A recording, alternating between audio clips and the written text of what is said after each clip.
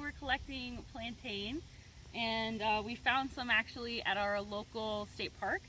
And you can find them in a lot of disturbed areas, in fields. You can't really commonly find them in like forests and things like that.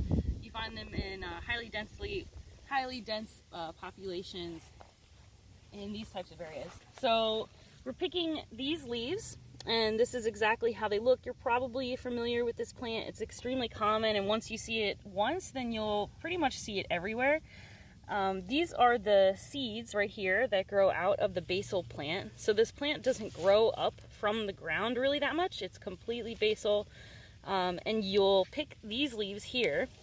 And if you're having some sort of insect bite or anything like that, or some kind of rash on your skin, it's really great to be able to take a couple of leaves, put it in your mouth, chew it up into a poultice, and put it on top of your skin. And that will help draw out whatever's going on in the skin. So these are the leaves that we're going to get today. So we're just picking a whole bunch because we're going to make a plantain salve. And there's a good population here, so we don't have to worry too much about picking a bunch for us. So as you can see, these leaves are kind of wide and they have some veins here. So that's how you can tell what they are. And they're more or less flat. Some varieties have wider leaves or more narrow leaves. But for this purpose today, we're just going to get any old plantain that we find and make the salve out of it. So we've collected a good amount of plantain here, and as you can see, we've got a pretty good handful. That's definitely enough to make at least 1 tin of salve. So we're going to take this home and make our salve. Come join us.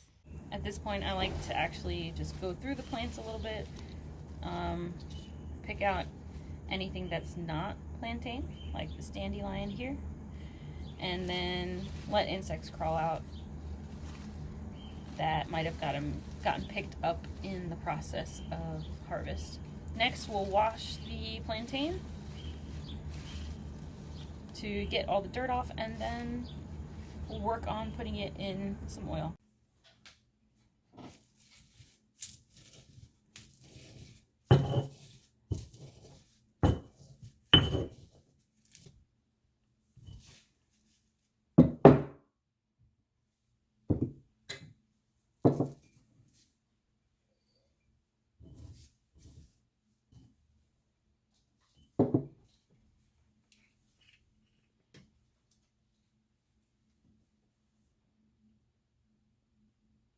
Now that we have the plantain in oil, we're going to put it in the crock pot. First, you're going to want to make sure that you have a cloth down here on the bottom, and then fill the jar about halfway with water. Then put the top on, set it to warm for about 6 hours. It's been about 6 hours. We've let it cool down. Now we're going to take it out. It shouldn't be too hot. Now we're going to strain it with cheesecloth and get ready to mix with beeswax for the salve. The plantain salve has taken a nice bath in that water and tried to extract some of the more medicinal components out into the oil. Now we're going to go ahead and strain it.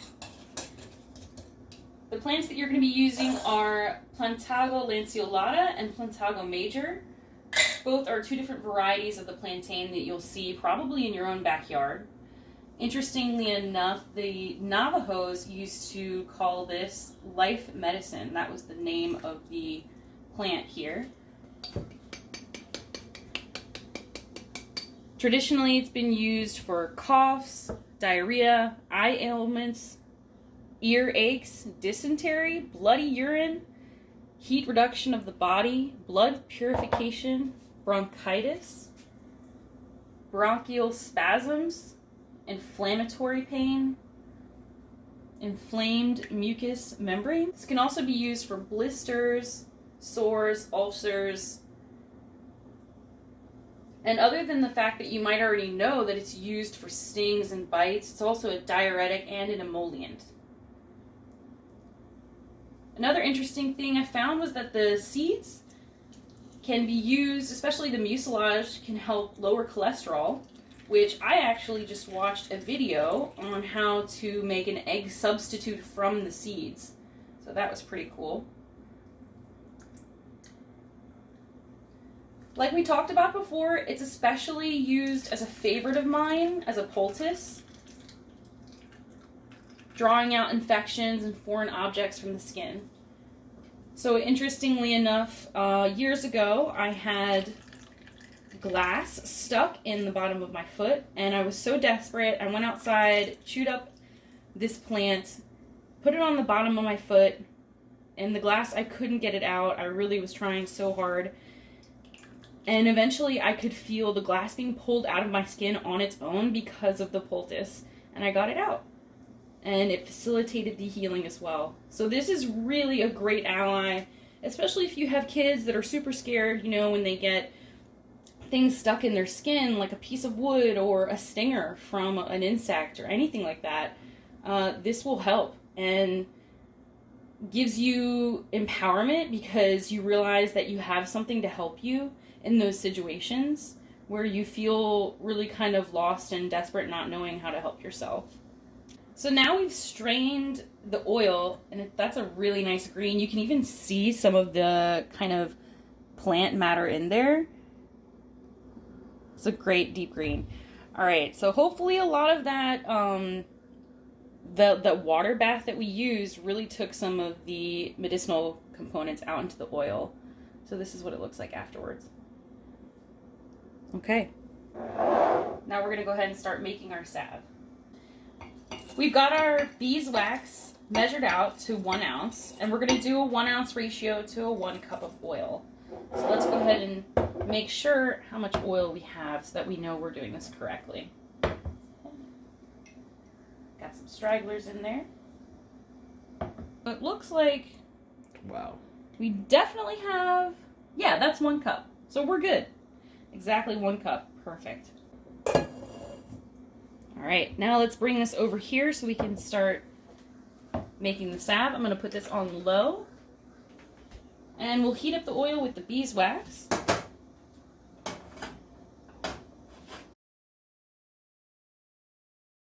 We're adding in a tiny bit of lavender for more antimicrobial properties and to give it a great scent.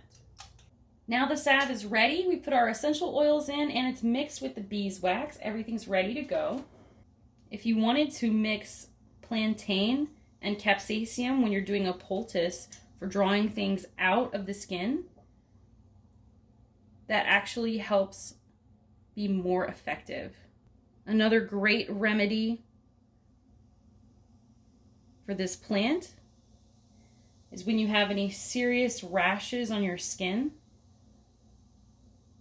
Plantain particularly helped me when I had a really bad facial rash, and it helped soothe and get rid of that rash.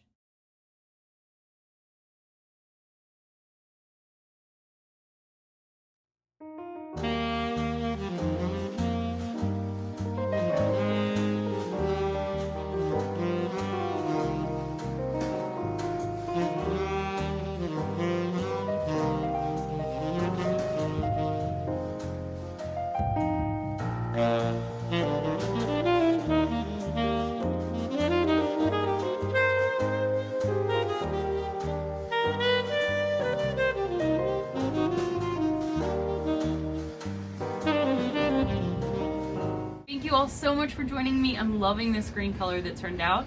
Be sure to follow me at Wild River Herbs on Facebook and Instagram. Also check out the American Herbalist Guild. Make sure to like, comment, and subscribe down below, and I'll see you next time on the next video.